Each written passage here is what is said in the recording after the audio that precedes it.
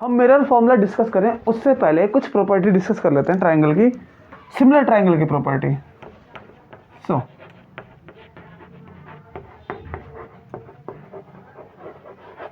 ये ज्योमेट्री का पार्ट है, तो पहले सिमिलर ट्राइंगल की प्रॉपर्टी डिस्कस कर लें। तो कौन से ट्राइंगल सिमिलर होते हैं, इसको नेचर में पहचानना बहुत आसान है। अगर हम पढ़ रहे हैं मैथमेटिक्स में, बहुत इजी है। हम कह देंगे जो शेप एक जैसे दिख रही है वो सिमिलर ट्राइंगल है।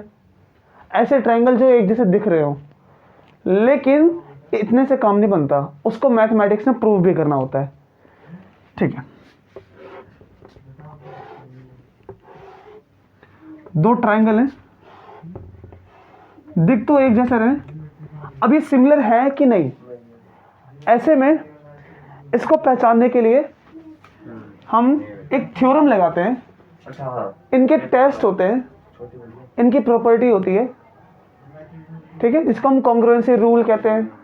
तो वो सारे नॉट कॉन्ग्रुएंसी जो सिमिलर ट्राइंगल के रूल्स होते हैं, जैसे ऐसे S rule, angle angle rule.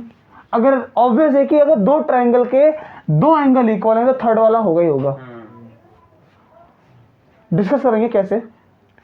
फिर उसी तरह से A S a rule, side side side rule. तो ये सारे रूल पढ़े जाते हैं सिमिलर ट्राइंगल में। हमें जिसका यूज है वो इसका यूज है, एंगल एंगल प्रॉपर्टी का। कैसे आइडेंटिफाई करना है, अगर ये एंगल 90 है तो इस ट्राइंगल में ये भी 90 है, ये एंगल दोनों इक्वल है। क्या नाम है इनके ट्राइंगल के, A B C D E F. यहां पर एक एंगल बना सी और ये एक angle F, angle A angle D. दो ट्राइंगल सिमिलर हैं, लिखेंगे कैसे। A B C is similar to D E F, triangle D E F. इसको लिखने का रूल क्या है, अब इसको देखना।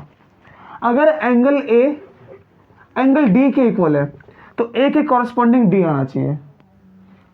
एंगल बी ई के इक्वल है तो बी के कॉरस्पॉन्डिंग ई होना चाहिए। और सी एफ के इक्वल है तो सी के कॉरस्पॉन्डिंग एफ होना चाहिए। और अगर दो ट्राइंगल मैंने इस तरह से लिखे सिमिलर, इस तरह से, तो रूल पूरा का पूरा चेंज हो जाएगा। कैसे, जो ए है वो एंगल ई के इक्वल है, ये एंगल इसके इक्वल हो जाएगा फिर केवल लिखने के रूल से। बी के कॉरस्पॉन्डिंग डी है तो बी के कॉरस्पॉन्डिंग डी, तब ये दोनों एंगल इक्वल हो जाएंगे। सी के कॉरस्पॉन्डिंग एफ तो सी के कॉरस्पॉन्डिंग एफ, फिर ये दोनों एंगल इक्वल हो जाएंगे। तो ट्राइंगल को हम किस तरह से लिख रहे हैं इससे भी फर्क पड़ता है।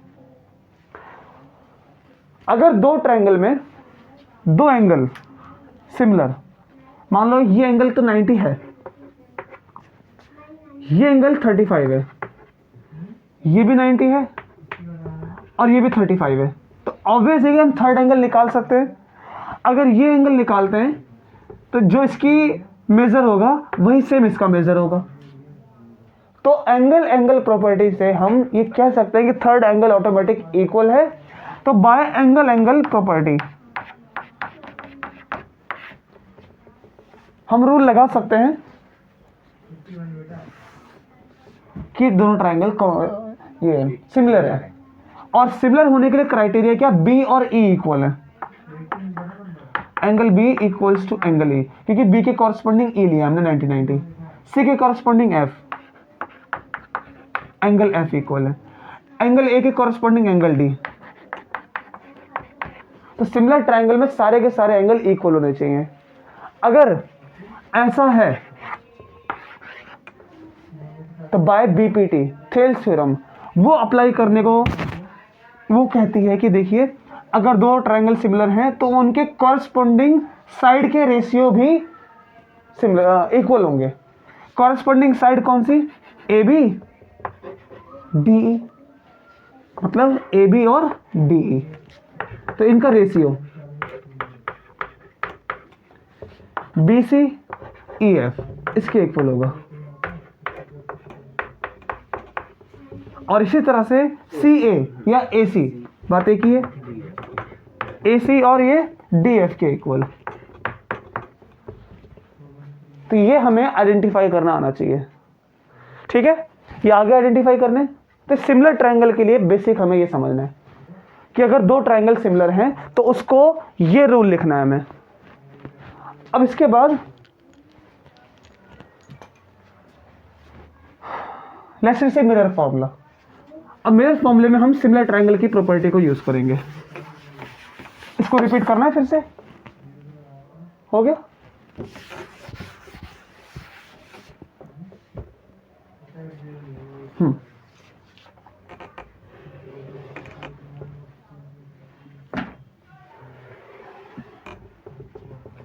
ये जो इसकी अपर्चर है, अक्सर ऐसा कहा जाता है कि जो अपर्चर हम लें वो सेंटर ऑफ कर्वेचर से छोटी लें।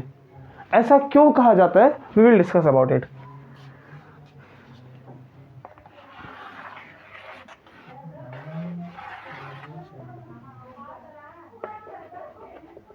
तो ये सेंटर ऑफ कर्वेचर मान लेते हैं और फिर इस पॉइंट को फोकस।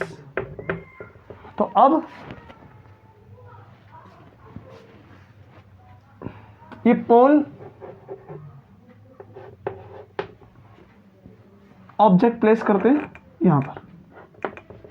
मिरर कोई भी हो, फॉर्मूला सबका सेम रहता है ऑलवेज। अब यहां से एक बीम, लाइट की बीम अगर हम पास करते हैं तो हमने एक स्ट्रेट कंसीडर कर ली, लाइट की रे। वो रिफ्लेक्शन के बाद अगर पैरेलल जाती है प्रिंसिपल एक्सिस के, तो रिफ्लेक्शन के बाद ये फोकस से कट करती हुई जाएगी इस तरह से, ठीक है। दूसरी, अगर फोकस से काटती है तो वो रिफ्लेक्शन के बाद यहां से पैरेलल जाएगी।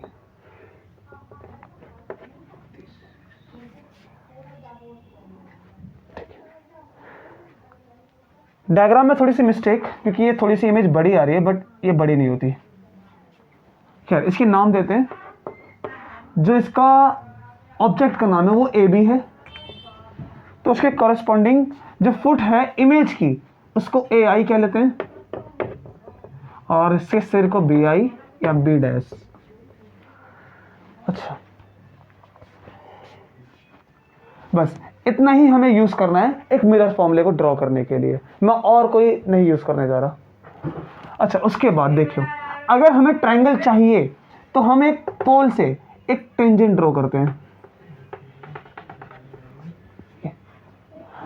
अगर हम सेंटर ऑफ कर्वेचर से छोटी अपर्चर लेते हैं, इसका साइज यहां से यहां तक स्केल से मेजर कर लो, यहां से लेकर यहां तक, और इसको कर लो, तो ये साइज छोटा होना चाहिए हमारे पास। ऐसे में जब साइज छोटा होगा तो जो टेंजेंट हमने ड्रॉ की है उसकी जो कॉरेस्पॉन्डिंग ये पॉइंट होगा, इसको एम नाम दे देते हैं, और जहां पर लाइट ने इंसिडेंट किया उसका नाम डी, और इस पॉइंट का नाम ई दे देते हैं, और ये जो है पॉइंट के सामने इसको एन। तो जो ई एन है और डी एम है, अपर्चर छोटे होने की वजह से ये दोनों पॉइंट लगभग एक ही जगह पर अपीयर होते हैं। ट्रायंगल बनाने के लिए, कंसिडर करने के लिए हमें ये अजम्पशन लेनी पड़ती है ताकि ट्रायंगल एक बन सके, और ये बहुत ही क्लोज होते हैं पॉइंट। अच्छा, अब इतने ही ट्रायंगल से हमारा काम चल जाएगा। पहले कुछ बातों को देख लेते हैं एक बार। पोल से ऑब्जेक्ट की जो डिस्टेंस है उसको क्या कहते हैं, यू। पोल से इमेज की जो डिस्टेंस है, और यू क्या है, पी ए, और इमेज की डिस्टेंस पी ए डैश। पोल से फोकस की दूरी, फोकल लेंथ होती है स्मॉल एफ। पोल से सेंटर ऑफ कर्वेचर की डिस्टेंस, उसको आर। यही हमें पैरामीटर चाहिए, और जो रिलेशन है हमारे पास मिरर फॉर्मूले का, वो एफ, यू और वी के बीच में, इन तीनों में, ऑब्जेक्ट डिस्टेंस, फोकल लेंथ और इमेज। अब इस फॉर्मूले को डिराइव कैसे करेंगे, तो यहां पर हम दो ट्रायंगल को लेंगे। पहले तो हमें ये ट्रायंगल दिख रहा है,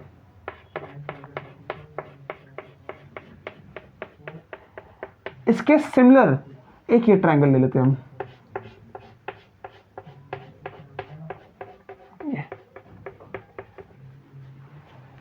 अब इन दोनों ट्रायंगल को उठाते हैं और सोचते हैं, ये एंगल 90 है, यहाँ पर ये एंगल भी हम 90 कंसिडर कर सकते हैं। ये जितना एंगल होगा उतना ही ये एंगल होगा, वर्टिकली अपोजिट एंगल। और बस अगर दो एंगल इक्वल हैं आपस में तो थर्ड तो होना ही होना है, फिर ये और ये इक्वल होगा। तो इस तरह से हम एंगल एंगल प्रॉपर्टी से कह सकते हैं कि दोनों ट्राइंगल सिमिलर हैं। अगर हैं सिमिलर तो क्या लिखेंगे कि A B C similar to A B C. A के कॉरस्पॉन्डिंग कौन है? पी, ठीक है। ए बी सी नहीं होगा, ए बी एफ, और इसके ए के कॉरस्पॉन्डिंग पी, पी लिख दिया, ठीक है। बी के कॉरस्पॉन्डिंग एन, और एफ तो दोनों में कॉमन है, ठीक है। फिर से ए के कॉरस्पॉन्डिंग कौन है यहाँ पर? पी, क्योंकि ये भी 90 ये भी 90। बी यहाँ पर है, ये एंगल इसके इक्वल था, तो हमने बी के कॉरस्पॉन्डिंग एन और एफ के एफ लिखा हमने। अब सिमिलर ट्राइंगल की प्रॉपर्टी, वो प्रॉपर्टी क्या है? इनकी हाइट का ratio A B P N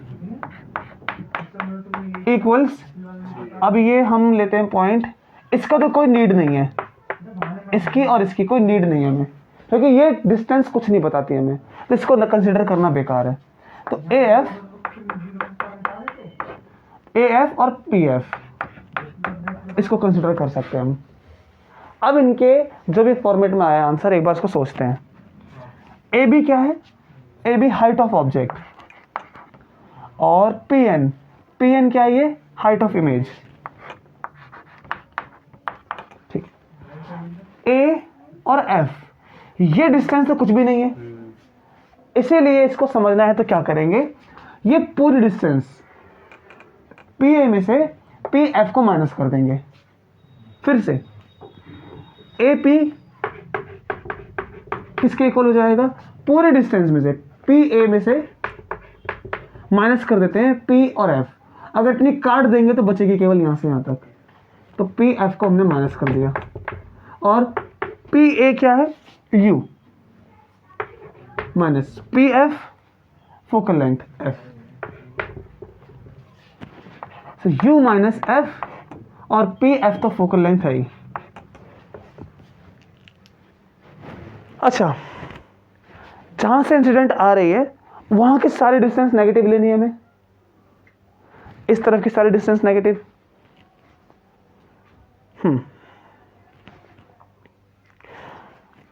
इसको हमने जो अभी लिखा फॉर्मेट में, यहां पर भी माइनस आएगा, एक नीचे भी माइनस आएगा, और माइनस माइनस दोनों कट जाएंगे। कर सकते हैं इसको ऐसा, ठीक है। अच्छा, अगर इस ट्रायंगल से काम हो गया है तो यहां पर अभी ये दो अननोन है, इसको हमें रिमूव करना पड़ेगा। दूसरा ट्रायंगल भी चाहिए, दूसरा ट्रायंगल वो यहां पर,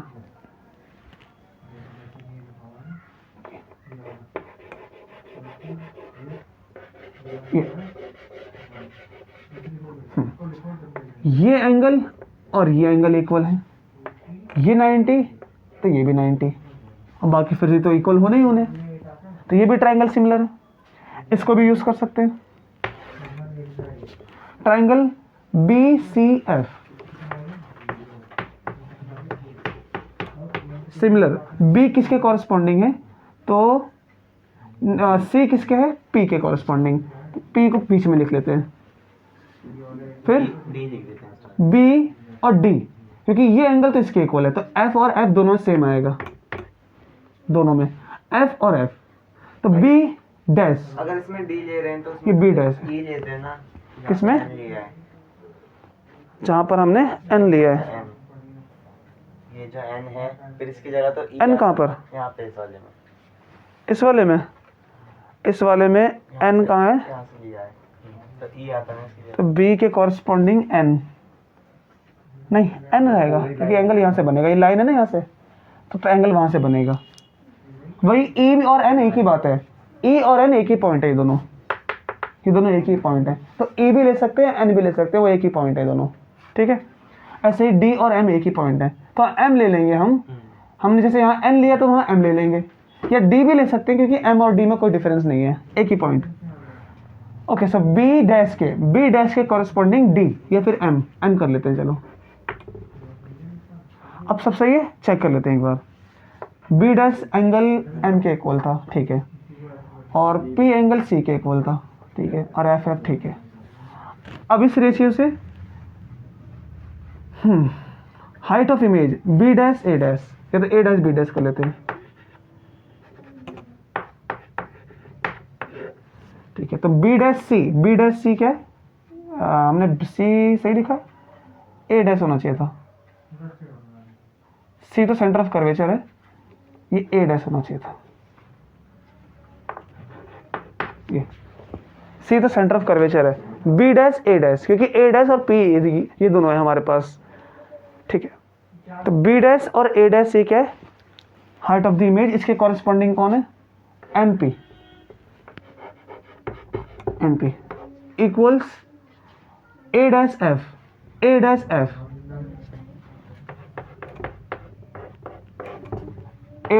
के PF, ठीक है।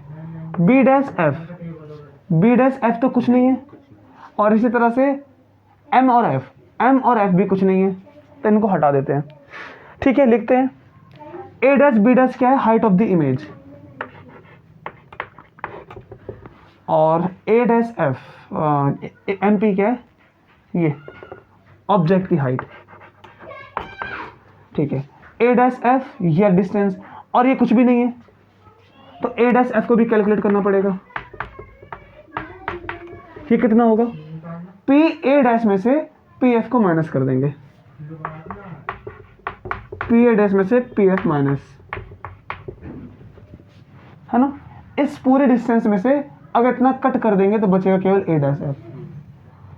तो P A डैश कितना है, ये इमेज की डिस्टेंस V माइनस P और F ये फोकल लेंथ F, तो V minus F divided by F focal length, ये भी माइनस में होगा, यहाँ भी एक माइनस आएगा तो वो कैंसिल हो जाएगा।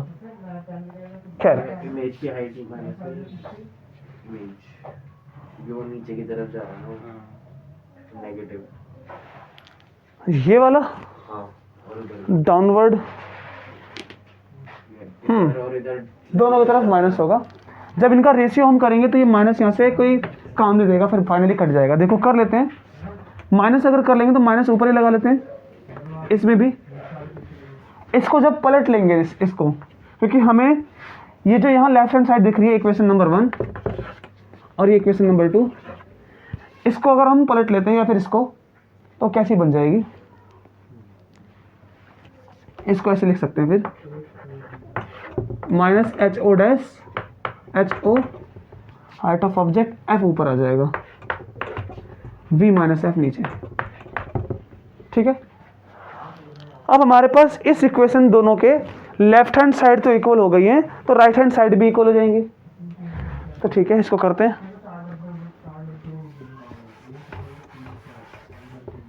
तो फ्रॉम 1 and 3 इसको नंबर 3 दे देते हैं, सो फ्रॉम 1 and 3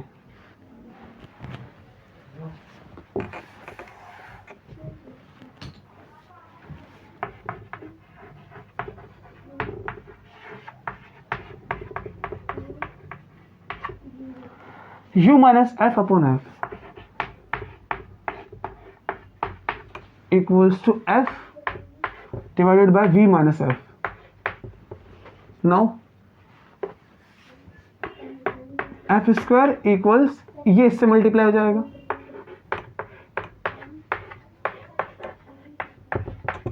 ठीक है।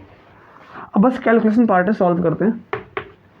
U into V U V, फिर minus U into F U F, minus V into F, minus minus plus F square, और ये भी F स्क्वायर, ये प्लस का F स्क्वायर है, ये और ये दोनों कैंसिल हो जाएंगे, क्योंकि एक इधर आएगा तो 0 हो जाएगा। उसके बाद इन दोनों को हम एक तरफ कर देते हैं, ये दोनों माइनस के हैं तो यहाँ आके प्लस हो जाएंगे, तो यू एफ भी प्लस में और वी एफ भी प्लस में, तो बचेगा यू वी। इनमें से एफ कॉमन ले लेते हैं तो बचेगा यू प्लस वी और यू वी, ठीक है, okay.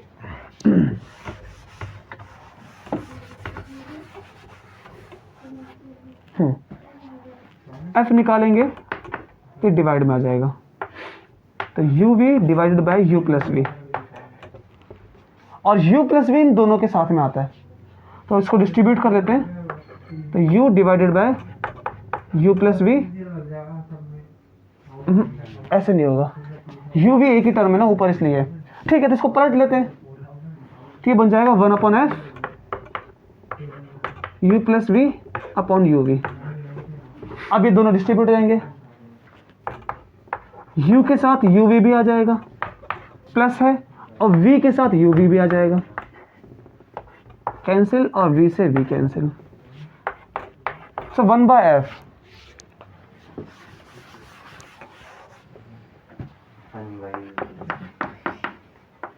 1/v plus 1/u, and this is your required formula, mirror formula ना। तो इसको हमने दो ट्रायंगल से किया। आपको इसमें और कोई रे डायग्राम नहीं बनाना, छोटी सी बस ज्योमेट्री ढूंढनी है, उसके बाद कैलकुलेशन पार्ट है फिर वहां से, ठीक है। तो इस फॉर्मूले को हम कॉन्वेक्स के लिए भी कॉनकेव के लिए भी यूज कर सकते हैं। ऑब्जेक्ट कहीं भी रखा हो, बस हमें ये और ये चेंज करना है हमें। अच्छा, अब इसके बाद इसका जो रिलेशन है एफ यू और वी का, अब एक बार मैग्निफिकेशन भी ढूंढ लेते हैं वो कितनी होती है, ठीक है। अच्छा, मैग्निफिकेशन क्या होती है? तो मैग्निफिकेशन का मतलब है कि इमेज कितनी बड़ी है, इमेज के साइज को ऑब्जेक्ट के साइज से कंपेयर करना। अच्छा, कैसे कंपेयर करेंगे? तो मैग्निफिकेशन दिखाएगी हमें कि इमेज का साइज कंपेयर किया ऑब्जेक्ट के साइज से। एक रिलेशन जो पहले से हम जानते हैं R इक्वल्स टू एफ, वो तो बाय ज्योमेट्री भी आ सकता है, क्योंकि ये डबल होता है और ये हाफ होता है उसका, वो बाय ज्योमेट्री भी हम इसको प्रूव कर सकते हैं। अच्छा, तो मैग्निफिकेशन में कि इमेज का साइज कितना बड़ा है कंपेयर कर लिया ऑब्जेक्ट से।